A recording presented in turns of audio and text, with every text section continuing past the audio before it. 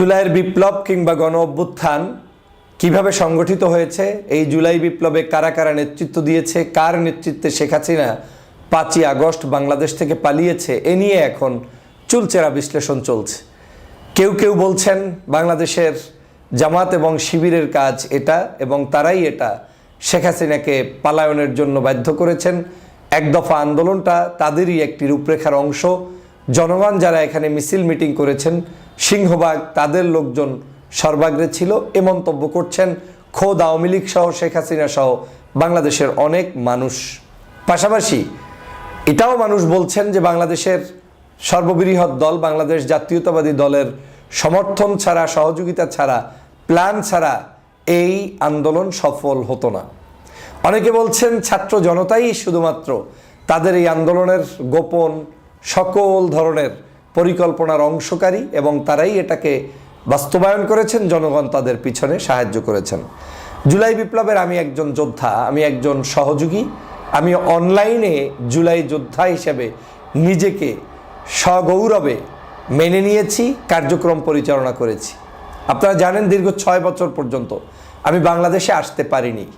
আজকের আমি কিছু সত্য কথা বলে যাব, যেই কথাগুলো আমি বিদেশে বসে জানতাম এবং কার মাধ্যমে জানতাম, কিভাবে জানতাম, তার কিছু নজির আপনাদেরকে জানানোর চেষ্টা করব।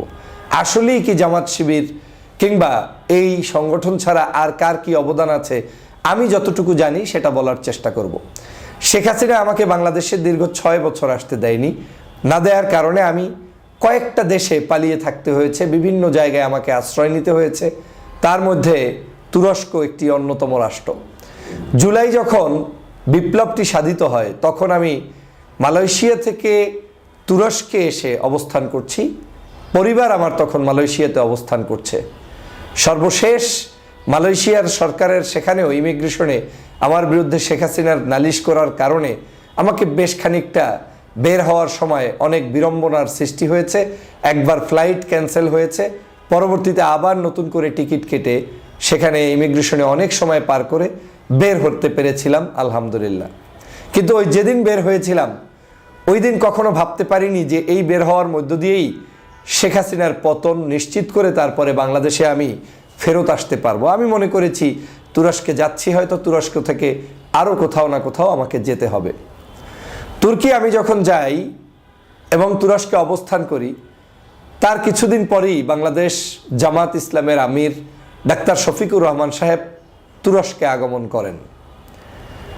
আপনারা জানতে পারেন যে আপনি তো ভিন্ন দল করেন, তাহলে ডাক্তার শফিকুর রহমান সাহেবের সাথে আপনার সম্পর্কের সূত্র কি, কিভাবে তিনি আপনাকে স্নেহ করেন, সেটা একটু আমি বলে রাখলেই তার পরবর্তীতে এই ব্যাখ্যাগুলো দিলে আপনাদের কাছে বিশ্বাসযোগ্য এবং ভালো মনে হবে।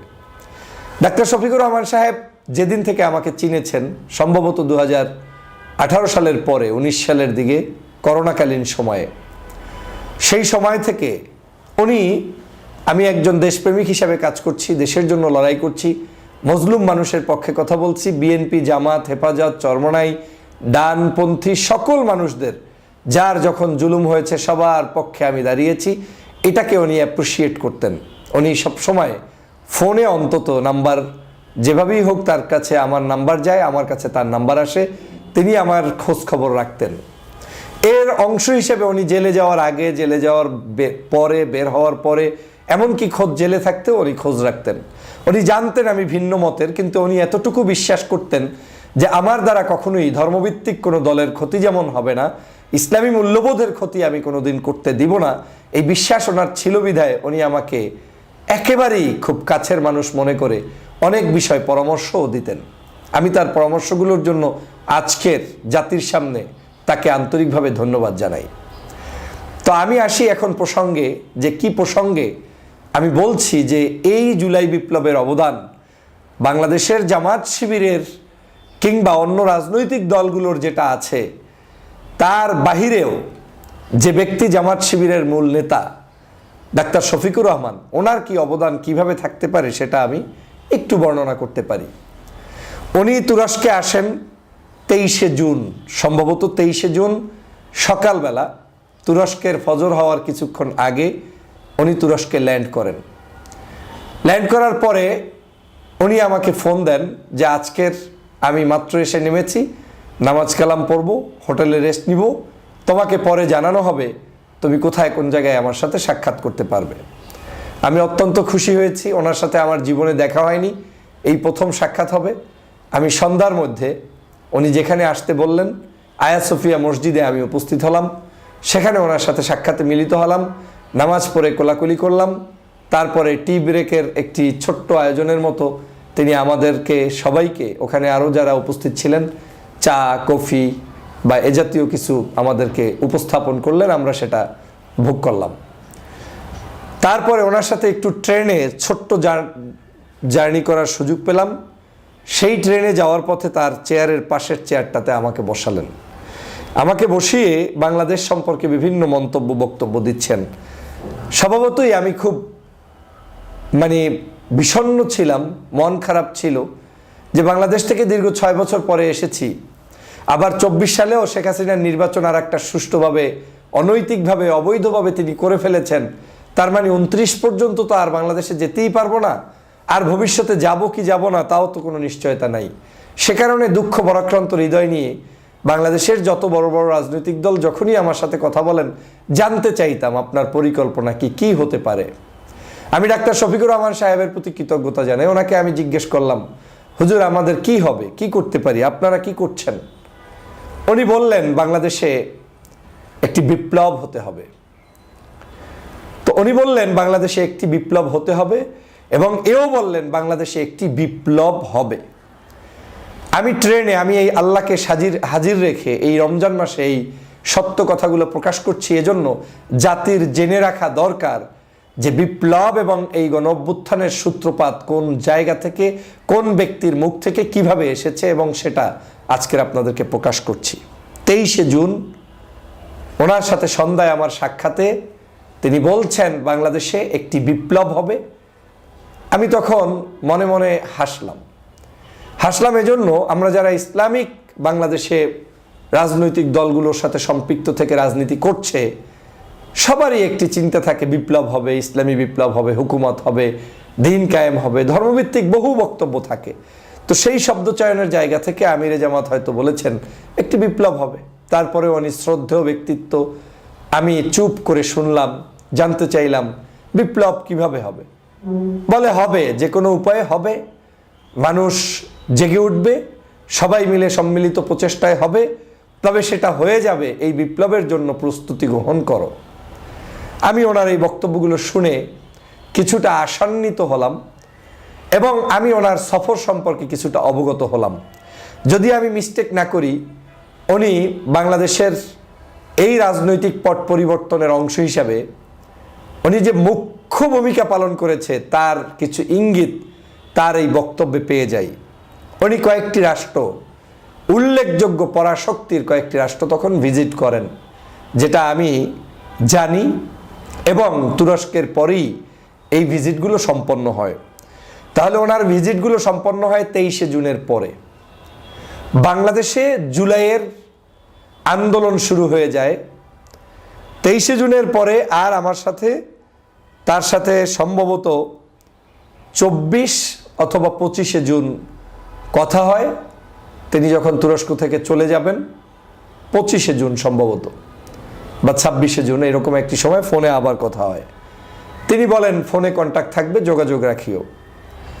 এর পরবর্তীতে উনি আমাকে 26শে জুলাই হঠাৎ একদিন মেসেজ পাঠান হোয়াটসঅ্যাপে, যখন বাংলাদেশে জুলাইয়ের আন্দোলন একেবারে ঘনীভূত হয়ে গিয়েছে, জমে গিয়েছে, সর্ব জায়গায় আন্দোলন, শেখ হাসিনার পতন নিশ্চিত হচ্ছে।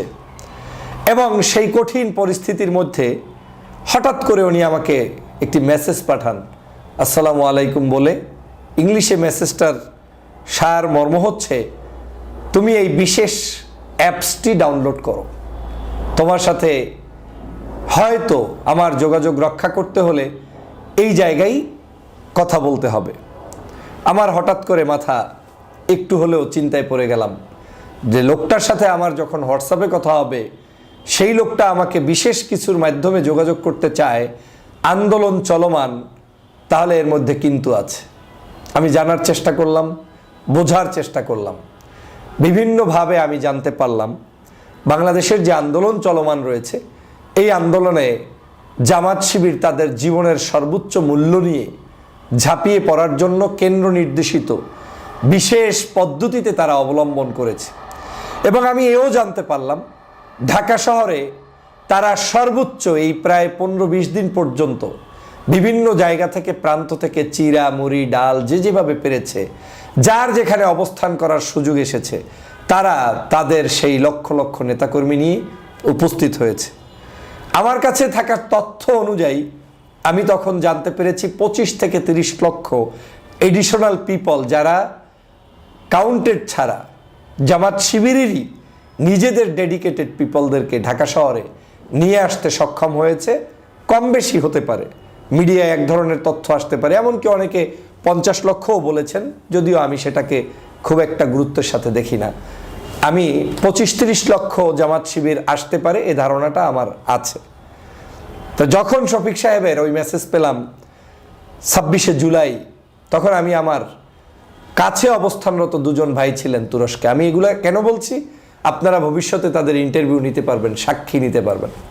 একটা ছেলে হচ্ছে তুরস্কে পড়াশোনা করে, নাম তানভীর, ফেনীতে বাড়ি। আর একজন ভদ্রলোক যে আমাকে আশ্রয় দিয়ে সাহায্য করেছে, সহযোগিতা করেছে, তার নাম শহীদ রাহাত, একজন ব্যবসায়ী, বিশিষ্ট ব্যক্তি। এই তানভীর এবং শহীদ রাহাত, এই দুই ব্যক্তির কাছে আমি কিছু কিছু বিষয় শেয়ার করতাম যে আজকের এই ঘটনা ঘটতে পারে, আমার কাছে মনে হচ্ছে আমিরে জামাতের এই বক্তব্য কোনো একটা সিগন্যাল বহন করছে। তো তারাও হতভম্ব হতেন, বলতেন না ভাইয়া এগুলা হতেও পারে, নাও হতে পারে। তখন আমি বলতাম যে ডাক্তার শফিকুর রহমান সাহেব আমাকে যখন যে বক্তব্য দিয়েছে, কখনোই কোনো কিছু ফলস উদ্বুদ্ধকরণ কিংবা ইনফরমেশন তিনি দেয়নি। তিনি কথা কম বলেন, কিন্তু যেটা বলেন সেটা আদতেই অনেক কথা বলেন। এর বাইরে অনেক কথা, জেল জুলুম অত্যাচার, কি অবস্থা, কেমন দেশ, কেমন যাচ্ছে, সেগুলো নিয়ে ভিডিও করলে আপনাদের 3 ঘন্টায়ও শেষ হবে না। শফিক সাহেবের সাথে আমার কি কি কথা, এগুলো বলার সুযোগ নেই, আর এটা আমি বলতেও চাই না। আমি শুধু এই কথাটাই বলতে চাই যে এই বিপ্লবের তিনি একজন সাথী কিভাবে হলেন, তার যে গোপন একটি পরিকল্পনায় এগুলো হতে পারে, সেই জায়গাটা জাতির ইতিহাসে যাতে লিপিবদ্ধ থাকে, সেজন্য আজকের ডেট সহ ম্যান সহ আমি আপনাদেরকে বলছি। ওনার এই অ্যাপসের পরে আমি ওনাকে অ্যাপসে মেসেজ পাঠালাম, সাথে সাথে উনি হয়তো 1-2 ঘন্টা পরে বা 6 ঘন্টা পরে রিপ্লাই আসলো, please pray for our victory, আমাদের স্বাধীনতার জন্য, নতুন স্বাধীনতার জন্য তুমি আমাদের জন্য দোয়া করো। এবং আমার বুঝতে আর বাকি নেই যে বাংলাদেশের এই জায়গাটায় তিনি কি অবদান রাখছেন। জুলাই বিপ্লব চলতে থাকলো, আমরা সেই আন্দোলনের আমি দিন রাত 24 ঘন্টা ভিডিও বানালাম, বক্তব্য দিলাম, লাইভে যেতে থাকলাম। বাংলাদেশে ইন্টারনেট বন্ধ, আমি চেষ্টা করলাম জানার পরেও যে বাংলাদেশের বন্ধ, কিন্তু কোটি বাংলাদেশি বিদেশে জাগ্রত যারা তথ্য শুনতে চায়, জানতে চায়, আমি সামহাও যে কোনো ইনফরমেশন পেলে সেখান থেকে তথ্যগুলো নিয়ে আসতাম, রাত ভর কান্না করতাম, আপনাদেরকে উদ্বুদ্ধ করতাম। সেগুলো আপনারাই এখন কমেন্টস বক্সে সাক্ষী হিসেবে লিখে যেতে পারবেন আমি কি করেছি, কি করি নাই। আমি মনে করেছিলাম এই আন্দোলনটা যে কোনো মূল্যে, কার নামে হচ্ছে, কার ব্যানারে হচ্ছে, জামাত করছে না শিবির করছে না বিএনপি করছে না আর কেউ করছে, আমার এগুলো দেখার সুযোগ নেই, আমার দরকার হাসিনার পতন। এই চেতনা নিয়ে আমি আপনাদের সাথে নির্দলীয় বক্তব্য দিতাম, সবাইকে উৎসাহ যোগাতাম যে বিপদ মুক্ত হলে বিএনপির জন্যও কল্যাণ, জামাতের জন্যও কল্যাণ, আমাদের দেশবাসীর জন্যও কল্যাণ। আর বিপদ থেকে গেলে ক্রেডিট নিয়ে লাফালাফি করলে কল্যাণ তো নয়, সবারই অকল্যাণ। অতএব জামাত যদি এই কার্যক্রম করে বিজয় অর্জন করে দিতে পারে আমার, তাহলে আমার কোনো আপত্তি নেই। আমি সেই সেন্সে এই কথাগুলো সবসময় আপনাদেরকে বলতাম। আমি এই আন্দোলন চলাকালীন সময়ে সরাসরি আমার সাথে তারেক রহমান সাহেবের বক্তব্য বা ফোনে কথা হয়নি, কিন্তু আমি তার আশেপাশে থাকা কিছু মানুষদের সাথেও কথা বলার চেষ্টা করতাম এবং ইউনিটি রক্ষার জন্য আমি অবদান রাখতাম, আমি তাদেরকে উদ্বুদ্ধ করতাম এবং তারাও আমার তৎকালীন সময়ের বক্তব্যগুলোকে অ্যাপ্রিসিয়েট করতো, কারণ তারাও বিপদে আছে। তারা এখানে জামাত করুক শিবির করুক এটা নিয়ে তাদের কোনো বৈষম্য ছিল না, যেটা এখন এই 5 তারিখের পরে আমরা দেখতে পাচ্ছি বিএনপি জামাত একে অপরের পিছনে কথা বলা শুরু হয়েছে। এবং তাতে কিঞ্চিত আমি বিড়ম্বনায় পড়েছি, কারণ আমি মজলুমের পক্ষে সবার জন্য ছিলাম, কিন্তু যখন 5 তারিখের পরে এখানে আবার নতুন করে কেমন কেমন কথাবার্তা শুরু হয়েছে, তখন আমাকে মজলুমের পক্ষে থাকতে গিয়ে অনেক ট্যাগিংয়ের শিকার হতে হচ্ছে। যাই হোক, সে ভিন্ন আলোচনা। আমি কি করেছি কি করি নাই, দেশের জন্য কি করেছি, বিএনপির জন্য কি করেছি, জামাত শিবির বা হেফাজত চরমনায়ের জন্য কি করেছি, একমাত্র আল্লাহর সন্তুষ্টি এবং আল্লাহ তাআলা সেটা ভালো করে জানেন। তো ডাক্তার শফিকুর রহমান সাহেবের এই আন্দোলন সংগ্রাম, জামাত শিবিরের ভিতরে ভিতরে কার্যক্রম এই চলমান রয়েছে। হঠাৎ আমি একদিন আবার এই ইন্টারনেট বন্ধ, যে কোনো মূল্যে বাংলাদেশের কার্যক্রম চলছে, আমার দৃঢ় বিশ্বাস ছিল যে শফিক সাহেব আমার খোঁজ রাখছেন, যে কোনো বিপদে আপদে তিনি অবশ্যই কোনো না কোনো সিগন্যাল আমাকে দিবেন, আমি অপেক্ষায় থাকতাম, কিন্তু আমার কার্যক্রম আমি চলমান রাখতাম। অন্যদিকে বিএনপি জামাত তাদের সকলের পেজগুলোকে অবজার্ভ করার চেষ্টা করতাম। শফিক সাহেবের মেসেজ এবং জামাতের পেজের বক্তব্যগুলো, সমন্বয়কদের বক্তব্যগুলো সিমিলার হচ্ছে কিনা, বিএনপির বক্তব্যগুলো সেম আসতেছে কিনা, এটাকে আমি নিজে একটা পিকচার নিজের সামনে দাঁড় করাতাম। আমি ম্যাক্সিমাম ক্ষেত্রে আমিরের কথোপকথনের স্টাইল, জামাতের কিছু বড় ভাইদের বক্তব্য, ফেসবুকে পোস্ট, মানুষের অবস্থান, বিভিন্ন জায়গায় অবস্থান এবং সমন্বয়কদের সিমিলার পেতাম। তখন আমার কাছে মনে হতো যে এটা একটা বিশেষ পদ্ধতিতে সাজানো কার্যক্রম চলছে। এমনও হতে পারে যারা আন্দোলনের মূল জায়গায় এসে নেতৃত্বের একে আছে, হয়তো তিনি অনেক কিছু বুঝবেন না, কিন্তু ব্যাকআপটা জামাত শিবির দিচ্ছে, এটা আমার ধারণা তৈরি হয়ে গিয়েছিল এবং এখনও এই ধারণাটা আমি পোষণ করি, কোনো সন্দেহ নেই। কারণ মিথ্যা ইতিহাস বলে তো লাভ নেই, যেটা সত্য সেটা জাতিকে জানাতে হবে, অসত্যকে জাতির কাছে প্রতিষ্ঠিত করে লাভটা কি? আমি চরমনায়ের পীর সাহেব হুজুরের আপনার মিছিলগুলো দেখতাম, তার আন্দোলনে নামার ইতিহাস দেখতাম, আমি কৃতজ্ঞতা জানাই তার প্রতি এবং তাদের সেই, কিন্তু কমিউনিকেশন করার সুযোগ হয়নি।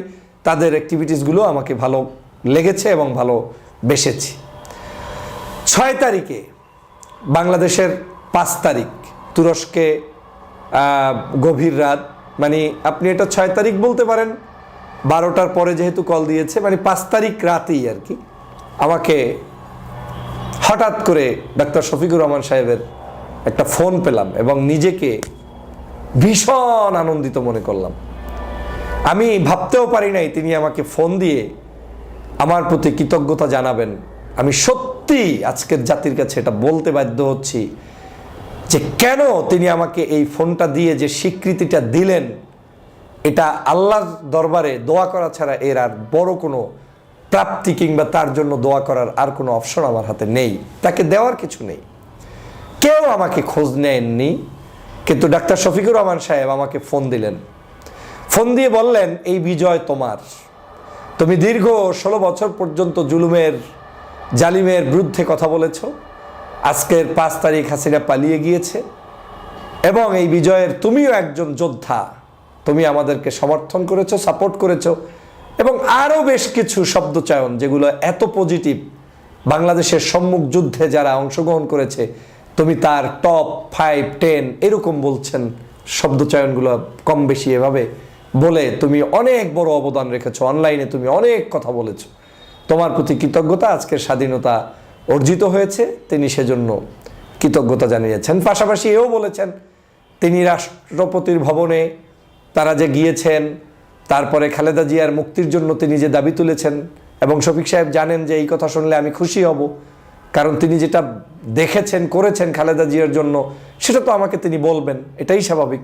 দেশনেত্রী খালেদা জিয়ার মুক্তির জন্য উনি সেখানে সর্বাগ্রে ভূমিকা পালন করেছেন, বলেছেন যে তাকে মুক্তি দিতে হবে। প্রেসিডেন্ট তখন নাকি প্রশ্ন তুলেছিলেন, মানে আমার শব্দচয়নে ভুল হতে পারে, যে কিভাবে কোন প্রক্রিয়ায়, তখন নাকি তিনি এইভাবেই বলেছিলেন যে যে প্রক্রিয়ায় আমরা এখন কথা বলছি কিংবা দেশ শাসন করার জন্য বসেছি, সেম প্রক্রিয়ায় তাকে মুক্তি দিয়েই দিতে হবে। এবং একদিনের মধ্যেই আপনারা দেখেছেন খালেদা জিয়ার মুক্তির বিষয়টি জাতির কাছে চলে এসেছে।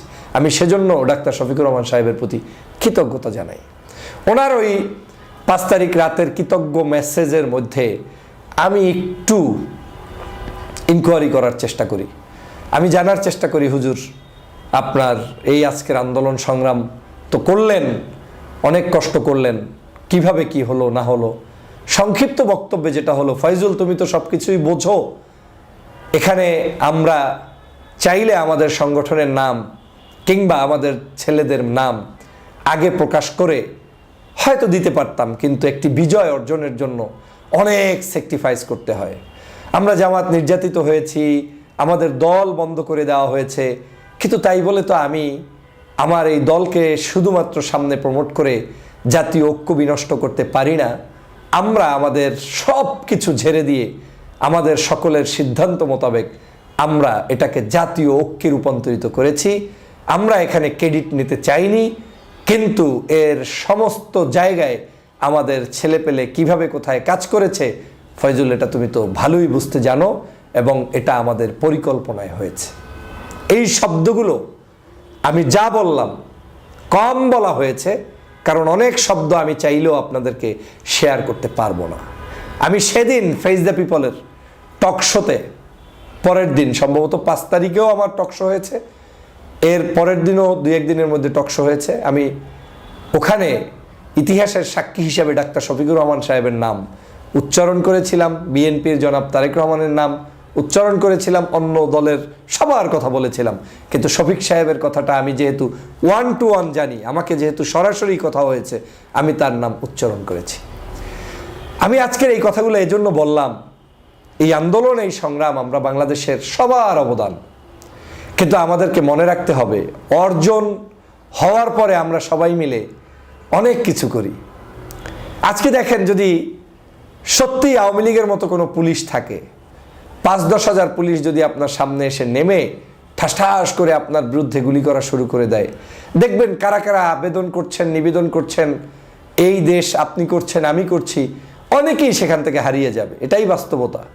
জুলুমের মধ্যে নেতৃত্ব দেওয়া খুব কঠিন, কিন্তু ওই জুলুমের মধ্যেও যে সঠিক পরিকল্পনায়, হোক সেটা গোপনে, হোক সেটা প্রকাশ্যে, হোক সেটা ভিন্ন পলিসি অবলম্বন করে, যে পদ্ধতিতেও হোক না কেন, যুদ্ধে আমার জয়যুক্ত হতে হবে।